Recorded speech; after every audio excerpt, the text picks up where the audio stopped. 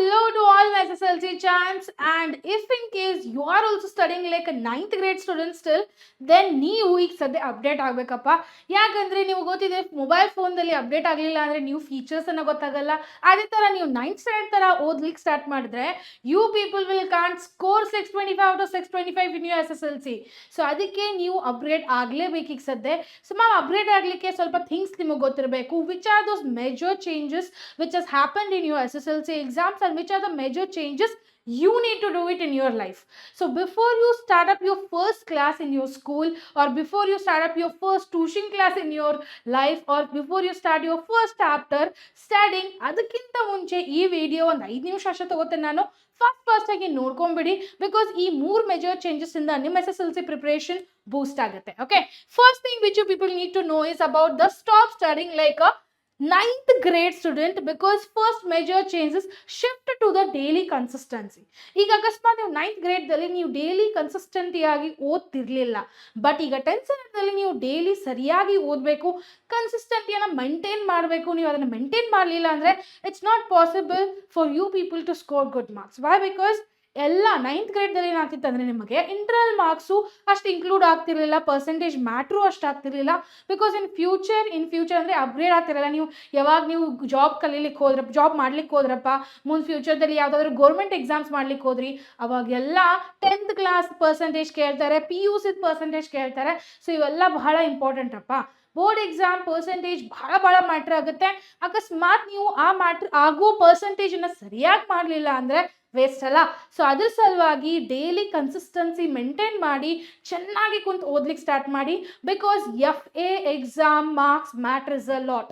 Internal marks ಬಹಳ matter ಆಗುತ್ತೆ. So please make sure to do this first. Okay, because if you people will not shift to the consistency, then one thing is gonna happen, you will stop relying on the things which are going to happen on the tomorrow's exam. Like ನೋಡಿ, ಈಗ first internal exam start ಆಗೋದಿದೆ, ನಿಮಗೆ ನಾಳೆ exam ಇದೆ, ಇವತ್ತು ಕುಂತು ಓದ್ತೇನಪ್ಪ ಅಂದರೆ ಆಗುತ್ತಾ? ಎಲ್ಲ ನೆನಪಿಟ್ಕೊಳ್ಳೋಕ್ಕಾಗುತ್ತಾ? Not possible, right? ಆದ್ರಪ್ಪ ನೀವು ಬಹಳ ನಿಮ್ಮ ತಲೆ ಭಾಳ ಶಾನೆ ಇದೆ, ನೀವು ನೆನಪಿಟ್ಕೋತೀರ, ಎಲ್ಲ ನೆನಪುಳಿತು.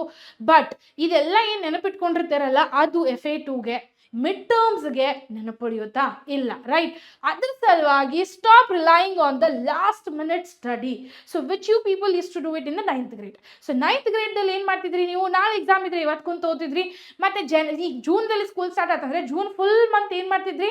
ಇನ್ನು ನೀವು ಮೇದ್ ವೆಕೇಶನ್ ಕಂಟಿನ್ಯೂ ಮಾಡ್ಕೊಂತ ಹೋಗ್ತಿದ್ರಿ. ಜೂನ್ 15 ಅದನ್ನೇ ಕಂಟಿನ್ಯೂ ಮಾಡ್ತಿದ್ರಿ. ಸ್ಕೂಲ್ದಲ್ಲಿ ನೀವು ಫೋನ್ ಹಚ್ಚಿ ಕರಿಬೇಕು 20 ಸಲ, ಬರಪ್ಪ ಸ್ಕೂಲ್ಗೆ ಅಂತ.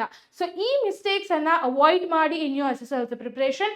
ಬಿಕಾಸ್ ಇದನ್ನ ನೀವು ಕಂಟಿನ್ಯೂ ಮಾಡ್ಕೊಂತ ಹೋದ್ರೆ it will be very much difficult for you people to score good marks, because every exam in this board preparation matters a lot. Clear?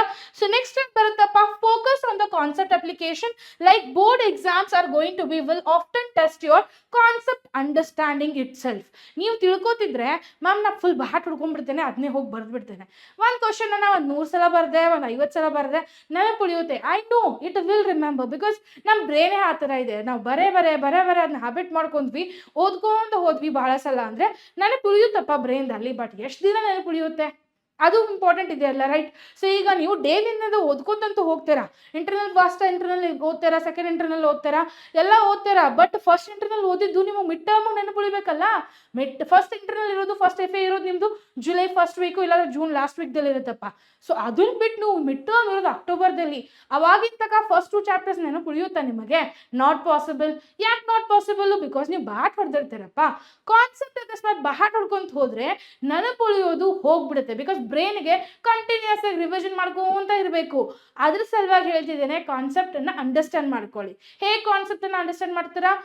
ಯಾವ ಕಾನ್ಸೆಪ್ಟ್ ಅನ್ನ ಕಲಿತಿದ್ದೀರಲ್ಲ ಆ ಕಾನ್ಸೆಪ್ಟ್ ಅನ್ನ ರಿಯಲ್ ಲೈಫ್ ಎಕ್ಸಾಂಪಲ್ಸ್ ಜೊತೆ combine ಮಾಡಿ. Means try to make yourself understandable. Like real ಲೈಫ್ದಲ್ಲಿ ಈ concept ಅನ್ನ ಇದಲ್ಲಿ ಮ್ಯಾಚ್ ಮಾಡ್ಕೊಂಬಿಡಿ. ಓಕೆ, ಅದನ್ನ ಮ್ಯಾಚಿಂಗ್ ಮಾಡ್ಕೊಂಡ್ಬಿಟ್ರೆ ನಿಮಗೆ ಕಾನ್ಸೆಪ್ಟು ಕ್ಲಿಯರ್ ಆಗಿರುತ್ತೆ.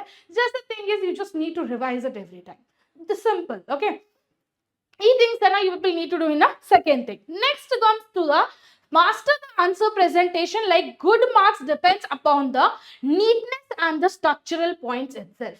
ಸೊ ನೀವು ನೈನ್ತ್ ಗ್ರೇಡ್ದಲ್ಲಿ ಯಾವ ಥರ ಹ್ಯಾಂಡ್ ರೈಟಿಂಗ್ ಬರೀತಿದ್ರಪ್ಪ, ಯಾವ ಥರ ಪಾಯಿಂಟ್ ಇಲ್ಲದೆ ಆನ್ಸರ್ಸ್ ಬರೀತಿದ್ರಲ್ಲ, ಅದನ್ನೆಲ್ಲ ತೆಗೆದು ಬಿಡಿ ಈಗ. ಬಿಕಾಸ್ ಅದು ವರ್ಕೌಟ್ ಆಗಲ್ಲ ಟೆಂತ್ದಲ್ಲಿ. ಯಾಕಂದರೆ ಟೆಂತ್ದಲ್ಲಿ ಏನು ಮ್ಯಾಟ್ರ್ ಆಗುತ್ತೆ, ಕೀವರ್ಡ್ಸ್ ಮ್ಯಾಟ್ರ್ ಆಗುತ್ತೆ.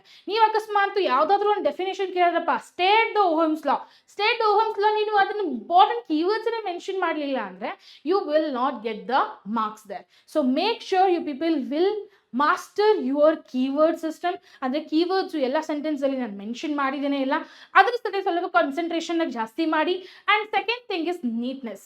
ನೀವು ಸರಿಯಾಗಿ ನೀಟಾಗಿ ಯಾವುದಾದ್ರೂ ಫಾರ್ಮುಲಾಸನ್ನು ಬರೆದ ತಕ್ಷಣ ಚೆನ್ನಾಗಿ ಬಾಕ್ಸ್ ಹಾಕಬೇಕಪ್ಪ. ಅಕಸ್ಮಾತ್ ಯಾವುದಾದ್ರೂ ಕಾನ್ಸೆಪ್ಟನ್ನು ಬರೆದ ತಕ್ಷಣ ಅದಕ್ಕೆ ಸ್ಟಾರ್ ಮಾರ್ಕ್ ಹಾಕಬೇಕು, ಅಂಡರ್ಲೈನ್ ಆಗಬೇಕು. ಇದೆಲ್ಲ ನೀಟ್ನೆಸ್ಸನ್ನು ಈಗಿಂದ ಮೇಂಟೈನ್ ಮಾಡ್ಕೊತ ಹೋದರೆ in your class books, in your home books or in your work books, ಎದ್ರಲ್ಲೂ ಇದೆಲ್ಲ ಕಂಟಿನ್ಯೂ ಮಾಡ್ಕೊತ ಹೋದರೆ ಹ್ಯಾಬಿಟ್ ಬೀಳುತ್ತೆ ನಿಮಗೆ. And that habit will be continued in your FA exams, midterm exams and your main exams. So ಆ ಹ್ಯಾಬಿಟ್ಸನ್ನು ಈಗಿಂದ start ಮಾಡ್ಕೊಂತ ಹೋದರೆ ಅಪ್ಲಿಕೇಬಲ್ ಜಲ್ದಿ ಆಗುತ್ತಪ್ಪ. ನೀವು ನಾಳೆ ಎಕ್ಸಾಮ್ ಇದ್ರೆ ಇವತ್ತು ನಾನು ಮಾಡ್ತೀನಪ್ಪ ಹ್ಯಾಬಿಟ್ನಂದ್ರೆ ಅಂದರೆ ನಾಟ್ ಪಾಸಿಬಲ್. ಹ್ಯಾಬಿಟ್ ಎದಕ್ಕಂತಾರೆ, ನಾವು ಯಾವಾಗ ಅದನ್ನ ಜಾಸ್ತಿ ಮಾಡ್ತೇವಲ್ಲ ಅವಾಗ ಅದಕ್ಕೆ ಹ್ಯಾಬಿಟ್ ಅಂತ ಕರೀತಾರೆ. ನೀವು ಆ ಹ್ಯಾಬಿಟನ್ನು ಕಂಟಿನ್ಯೂ ಮಾಡ್ಕೊತ ಹೋಗಬೇಕು. ಅದು ಹ್ಯಾಬಿಟ್ ಆಗಬೇಕಾ ನಿಮ್ಮ ಮನುಷ್ಯನ ಲೈಫ್ದಲ್ಲಿ ಅಂದರೆ you need to practise it more and more. Clear?